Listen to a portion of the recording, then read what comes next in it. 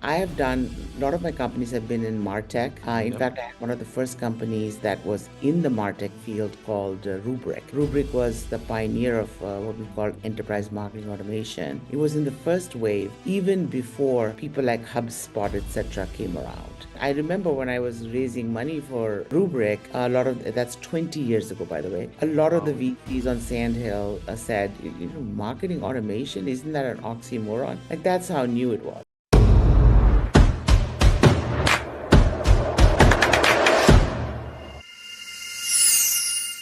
Hey guys, and welcome to the Grow IT podcast. One of your hosts here, Trey King. And today we are very excited to have our guest Anu from Botco.ai. And we'll be diving into her story a bit today, as well as what her company does. And then, as always, some engaging insights into the technology industry. So stick around for this one. But without further ado, Anu, welcome and thank you for coming on today. Thank you for having me. I'm really looking forward to our conversation today. Tell me, Anu, I think it's well. Let me rather. I think it's best that we maybe start, if you don't mind, just to formally introduce yourself and just tell us a quick snippet of your background and your story. Sure. So I am currently the co-founder and executive chair over at Botco.ai, which is a company that is creating that has created a platform for building AI agents for enterprise applications. So they come with the appropriate security and privacy and non-hallucination guardrails that Yeah. corporations can rely on, and we have our own technology, our own graph graph-based RAG retrieval system, etc. But I won't get into the technical details. That's best left to our CTO. Personally, this is my sixth show at the rodeo here. My Uh, word. I know I've started and exited five companies before, all in Wow. software, for about I would say an enterprise value of $1 billion. So I'm really Wow. excited about Botco AI because I love it when there's a trend that comes along and I'm actually in the market capturing, riding that wave. Because as you know, entrepreneurship and building companies and having success is a lot about being at the right place at the right time with the right solution. Actually, Yeah. you can always architect your solution, but I mean, if you're not even there, it's hard to be a player. So I'm very excited that we caught this wave, even though we started our company 5 years ago, Mm. before the advent of ChatGPT, which we love the advent of all these LLMs because it makes our job easier. Mm. So, we can focus on putting in the scaffolding and the tools and the application studio that our customers need to build and deploy applications, AI applications, without having to always worry about whether we have the latest and greatest LLM, because we can use all of them or none of them, Yeah. depending on the application. Tell me, Anu, how did you get to decide? Like you've said, you've built and exited a couple of businesses before. This specific one now. What's got your interest into? What was your initial interest, or that spark that said, "Hey, this is another one of my ventures coming up." How did that happen? Yes, yes. That's a very interesting story, and I'll keep it short. But I have done, a lot of my companies have been in MarTech. In Yep. fact, I had one of the first companies that was in the MarTech field called Rubrik. Rubrik was the pioneer of what we call enterprise marketing automation. It was in the first wave, even before people like HubSpot, etc., came around. Yeah. And that company, and in fact, I remember when I was raising money for Rubrik, a lot of that's 20 years ago, by the way. A lot of the Wow. VCs on Sandhill said, marketing automation, isn't that an oxymoron? Like, that's how new it was. And look at it now. It's a Yeah. multi-billion dollar industry, Good right? point. Yeah. And then now, it's like, listen, if you can't deal with data and analysis and automation, don't be in marketing. That's what they say, right? But at that Yeah. time, people were sending direct mail and, talking about the joys of having a blue envelope or a white envelope. So all the things we came up was pretty unique and pioneering, and the company got quickly. I mean, I only raised $13.6 million in 18 months. The company got acquired for 366 million. And the timing is unbelievable because it Mm. was only around for 18 months, but we were having good revenue growth. And it was in December of 99 that we got acquired. And you know what happened in the middle of 2000, right? The whole market crash. So we looked like geniuses, but we had no idea that it was going to crash. I can't claim to know. And so I was always looking for, and then if you look at my second, third, fourth, they're all MarTech or AdTech companies, even one in gaming called Tapjoy. And then, I was talking to my co-founder of Rubrik, my first company from 20 years ago, and he had moved around and done a bunch of stuff. And he said, "Hey, I was over in Hong Kong or something, and everybody's on WhatsApp. They're all chatting. And in business, they're doing all their business on WhatsApp. They're looking for tools that leverage chat because that seems to be the trend there." I'm like, really? That's something that in Rubrik we dreamed of, one-to-one communication. And he goes, with AI, that may be possible. And so why don't we, do it looks like a platform opportunity. We love platforms. But it looks like a platform, opportunity for AI Yeah. and to be combined. And so, and that's how we started we started Botco as a side gig. Like we all had our jobs and we're like, or jobs or interests, and we're like, Yeah. let's just try it. Let's get a couple of clients and build this out. And while we meet their needs, and I remember there was a big hotel, there was a big like chain of massage parlors all over US, big clients. We're like, let's start off and then we learn and then we'll build a platform. Well, it took off. It was getting really great results for our customers. So we quit our day jobs and we started focusing on this full time. And then came along ChatGPT and talk about a rising tide that lifts all boats. And then that we were there to harness it, and we had all the enterprise scaffolding and private invested in SOC 2 and privacy and HIPAA, and also all these guardrails that prevents your data from being compromised or used for training that the Yeah. enterprises wanted. And so that's how we are where we are. My word, what an interesting story. Uh, Anu, based on your expertise, what are the current trends that you are aware of? What ways the wind blowing these days?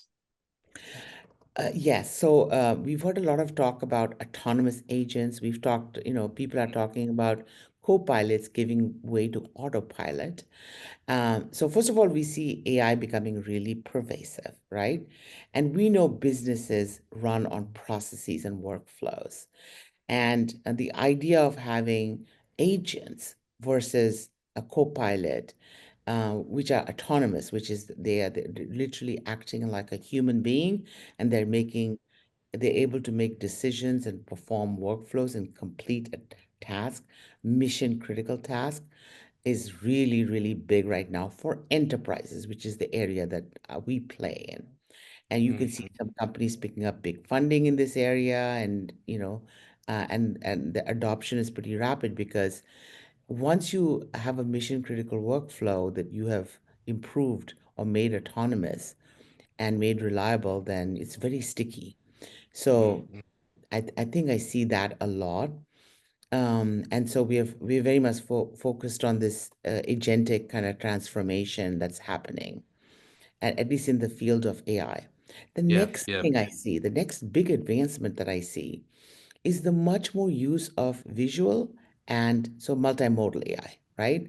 So yeah, imagine you're holding up a label, you're taking a photo, you're showing up at a video or a photo of a label, and you're asking the AI, are these ingredients okay for me, right? yeah.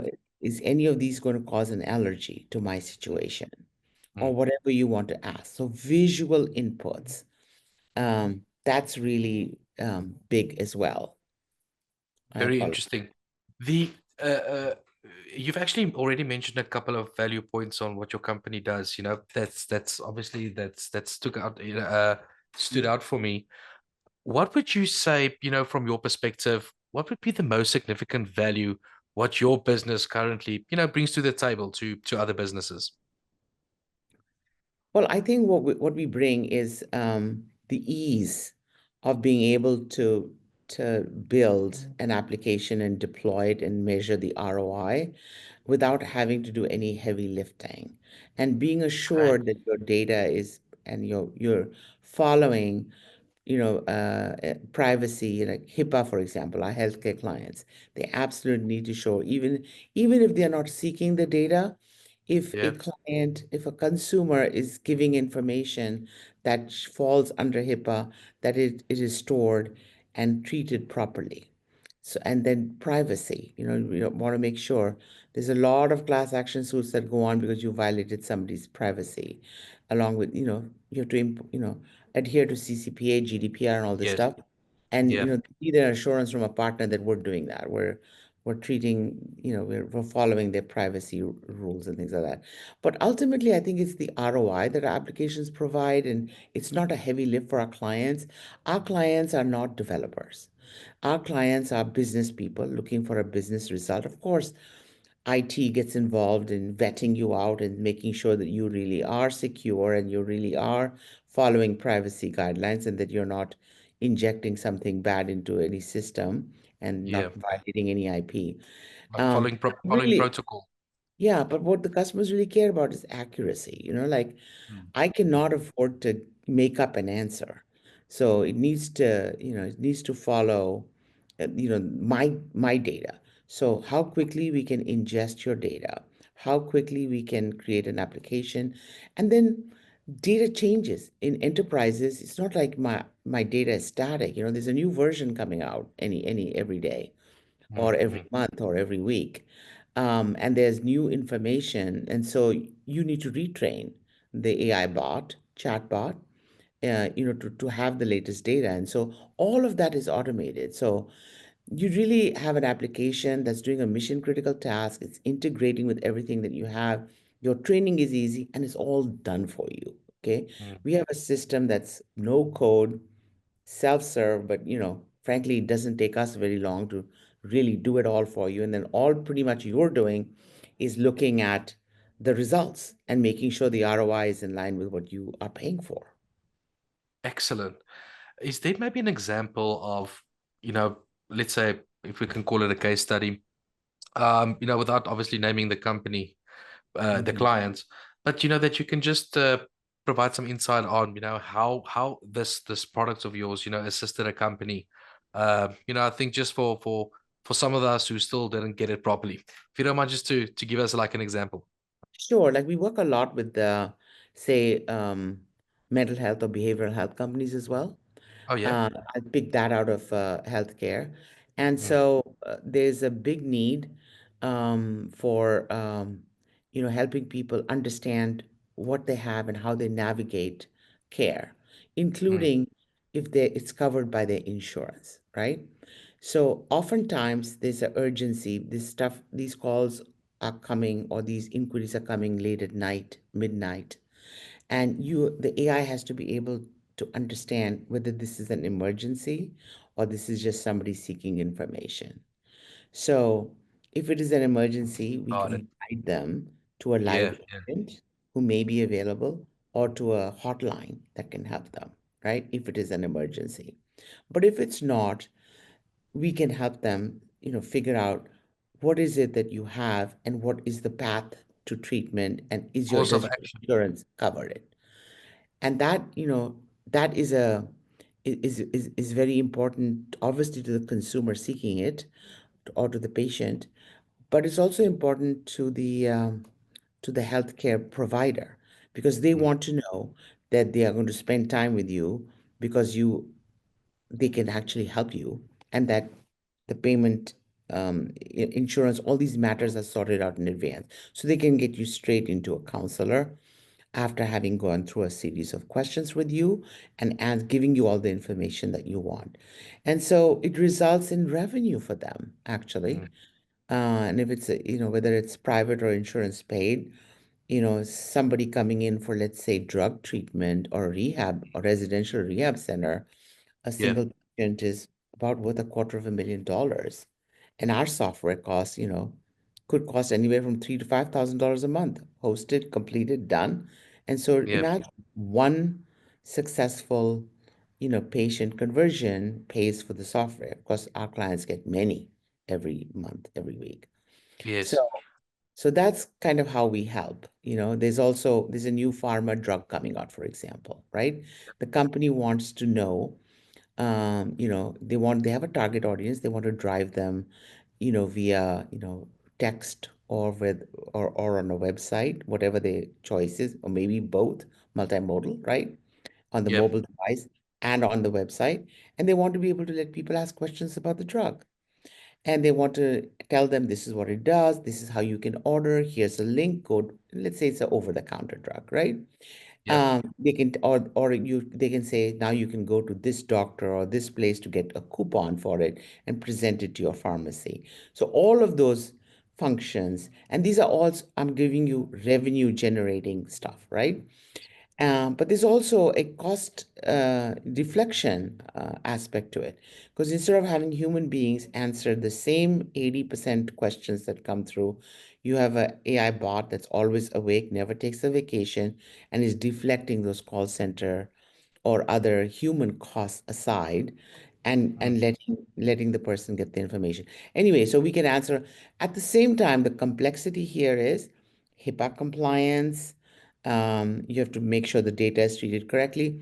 You can't be, for example, not reporting, adverse events. You may want to capture anybody reporting an adverse event, and do the right workflow to report it to the FDA or wherever. So there's a Yes. lot of things. It might seem like a simple conversation about the drug, a new drug. But the Um, back work, the behind the scenes, huge. there's a lot going on, right?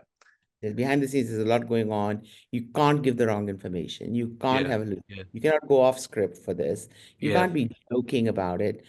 Mm. And you have to get them to the right place to be able to order it. But at the same time, if they say, oh, I was like, I got a fever, it's like, okay, that sounds like an adverse effect.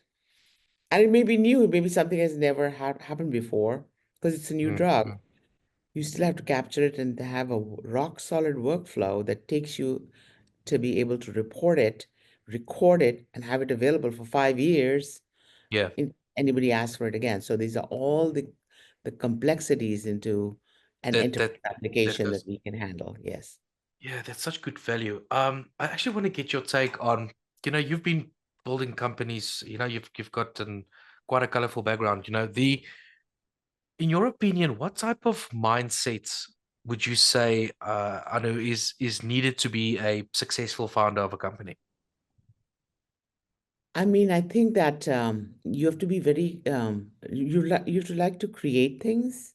Yeah. You have to like, being, working with a team, because you only have fun if you're working with the right team and you have the right team around you. And so you have to, and it's really good in tech, for example, you're working with really smart people around Mm. you. So you get to spend your time with really smart and intelligent people. But I guess that's the same thing. Creative people that Yeah. like to Yeah. solve problems. You have to be passionate about the problem. Like, Yeah. I'm bringing value to my customers. You have to take pleasure in delighting your customers. But most important, you have to learn how to take a knock or two. Okay? Mm. It is no fun. Mm. It's not fun in games all day long. Okay? Yeah. There's a lot of like dark days where, literally something goes wrong, right? Mm. You didn't raise that money at the valuation that you wanted. You didn't raise money at all. How are you going to bootstrap this? You have to lay people off. You Yeah. have to bootstrap this thing, right? Now, Yes. here's time comes, here comes, you work without a salary a lot of the time, Yeah. get it going. And then you have to deal with the disappointments. A customer, technology didn't work, customer bailed on us.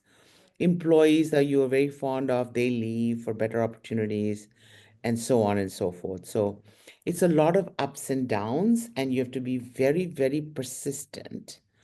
So I would say persistence and the ability to get up after a fall is like Yeah. the biggest thing that an entrepreneur can do. Of course, you have to have Excellent. like the You have to have the dream and the passion to go The forward with passion it as well too. anyway, even when everybody's going to tell you it's going to fail, it's not going to work.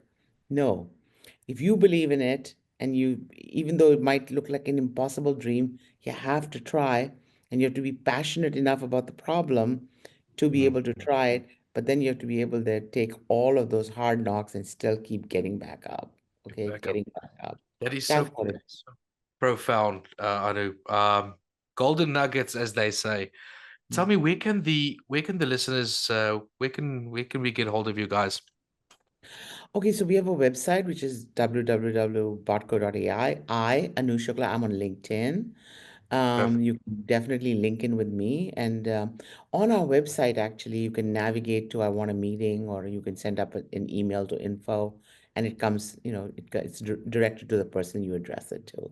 So if you want a demo of the product, you can book it online. Somebody will get back to you.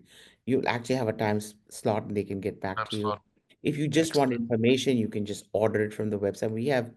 Obviously, we also have a bot called Botquina on our website. Okay. My co-founder is also Yeah. also a woman, so we thought it was very funny to call a bot a bot queen. Okay. So I love that. It's excellent. Bot Queena is on our website. She's sitting right there. You can talk to her and you can tell her whatever you want, and she'll take care of it. Shocking. Oh, lovely. It was so nice having you on today. You've provided such good conversation, as well as insights into to what you guys do. I can fully understand why you are such a successful person, and all the best to you going forward. And hey, thanks for hopping on. We'd like to have you back one day. Thank you so much. It was a pleasure talking to you. It was very easy, and I love my time. So thank you so much again. Lovely. Thank you so much. Take care. Okay. Bye. Bye bye.